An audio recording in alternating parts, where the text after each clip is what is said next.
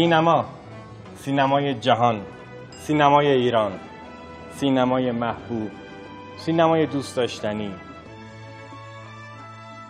سینمای فاسد،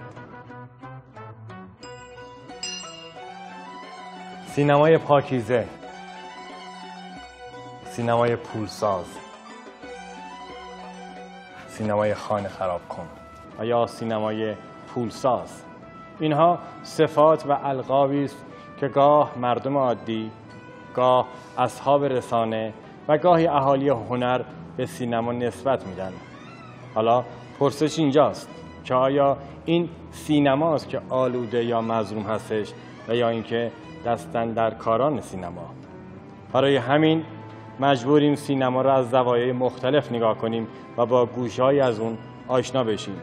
پس با هم میریم سراغ اولین قسمت از برنامه طرفدار با عنوان سوپر استار. همه سینما هست و ستاره هاش. اصلا آسمونی که ستاره نداشته باشه یه آسمون هولناکه.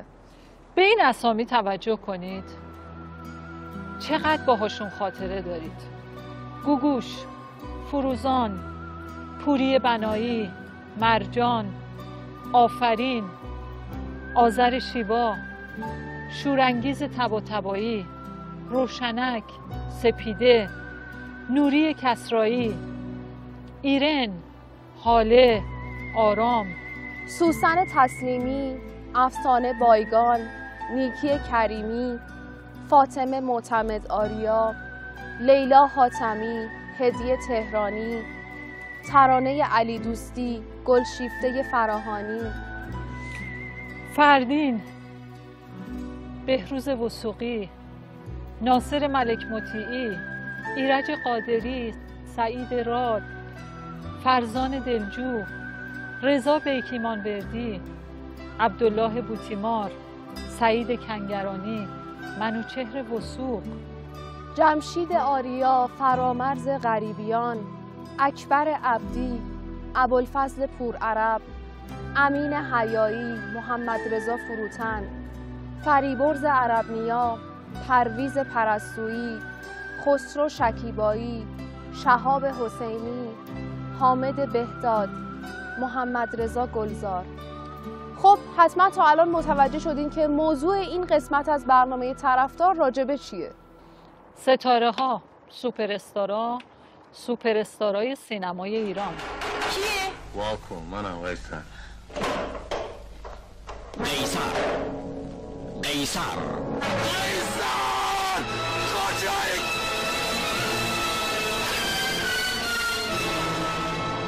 یک مرگ، یک سوگواری، وجدان آگاه و رنج دیده یک مرد،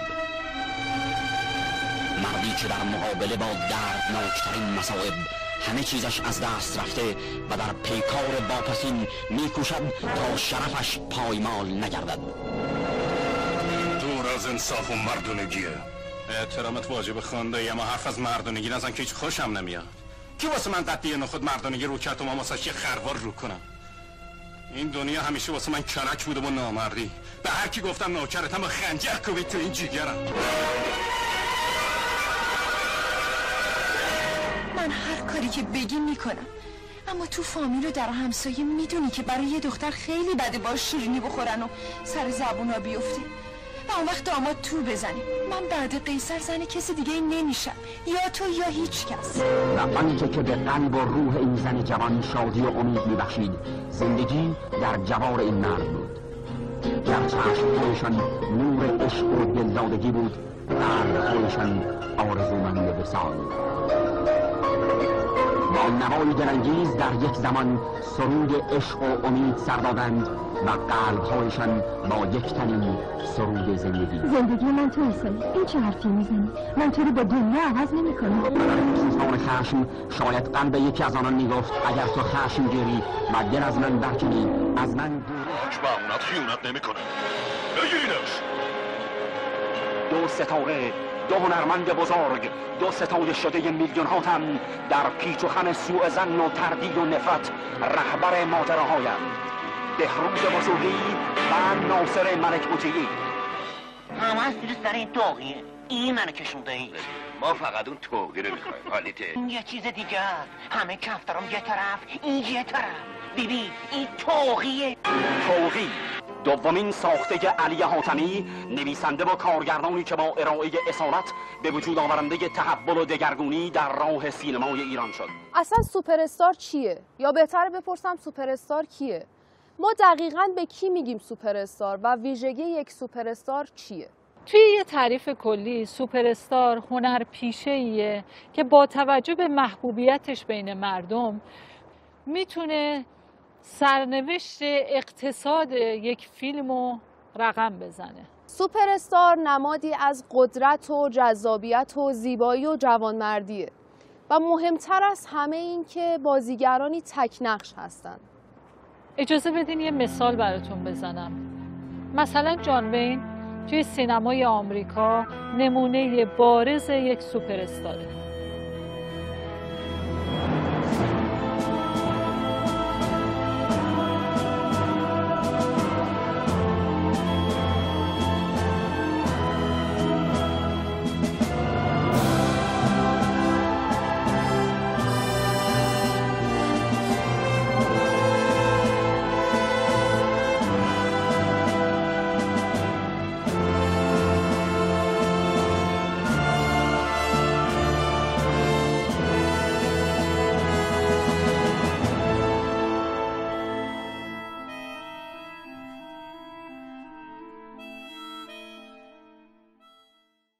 یا آمیتاب بچان در سینمای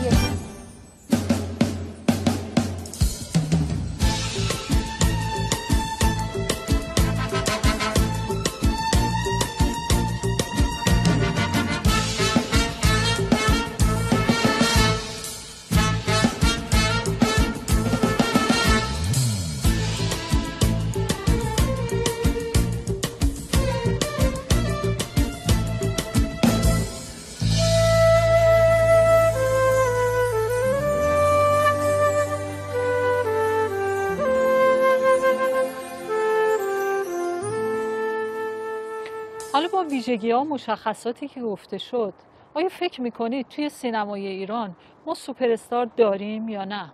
خیلی از منتقدین عقیده دارن که نه و میگن که ما در سینمای ایران هیچ سوپر استاری نداریم. البته یه تفاوتی هست بین ستاره‌ها و سوپر استارا. ستاره‌ها میان و میرن با فیلم‌های کم فروش و پرفروششون و بازیگرای دیگه جاشونو میگیرن. اما ابر ستاره‌ها یا سوپر استارا عمر هنریشون تاریخ انقضا نداره و حتی بعد از مرگشون هم همچنان سوپر استار باقی میمونه. ولی نه. آره یعنی خاطرخواه.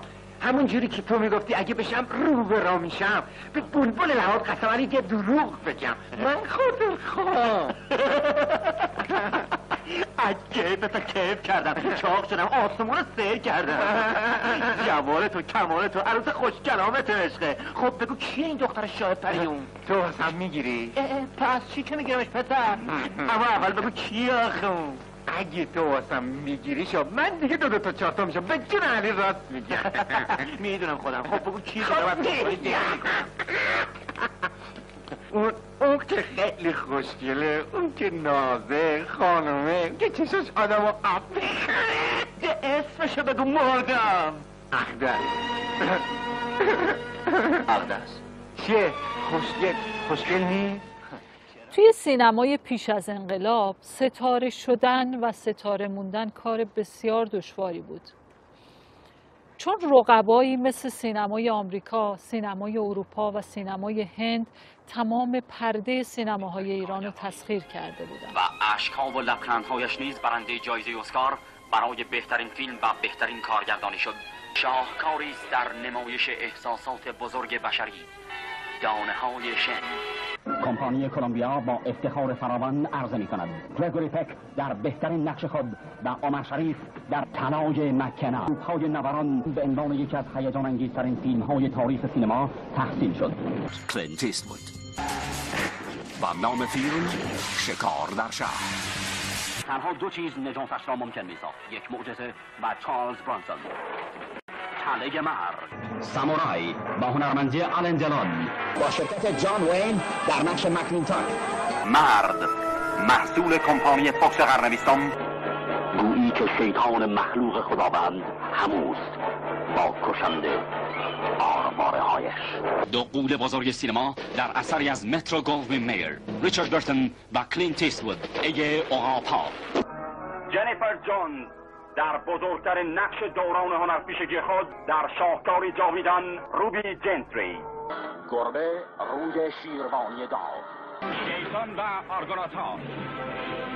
این گروه خشن رابرت ردفورد و فی داناوی در خطرند در فیلم سه روز کندر. استیو مکوین، جیمز گارنر، چارلز برانسون، جیمز فاورز.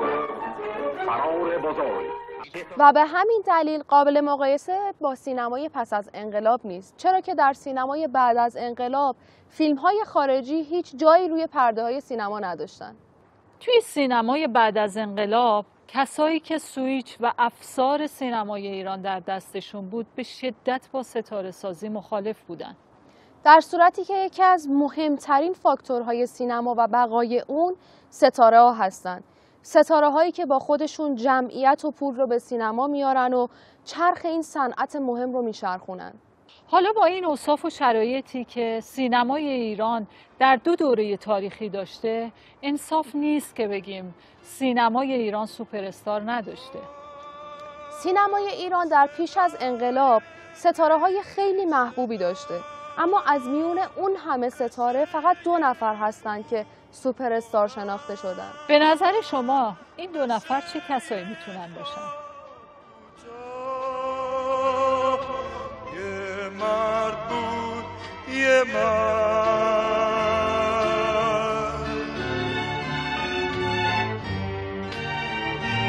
با دستای فقیر، با چشمای محروم، با پاهای خسته. یه مرد بود، یه مرد. شب با تابوت سیاه نشست توی چشماش، خاموش شد ستاره، افتاد روی خاک.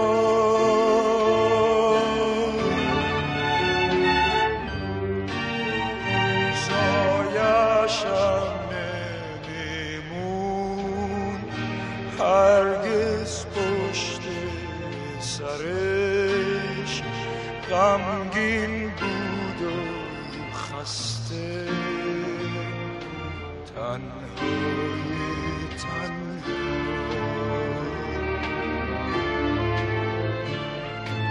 بالا پای تشنه بخشه، یه چشمه نرسید تا ببینه.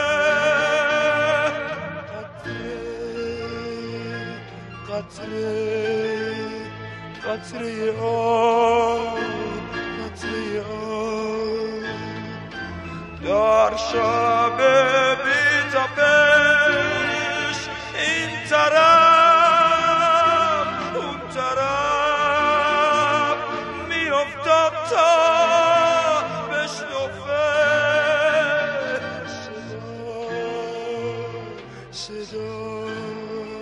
صدای پا، صدای پا.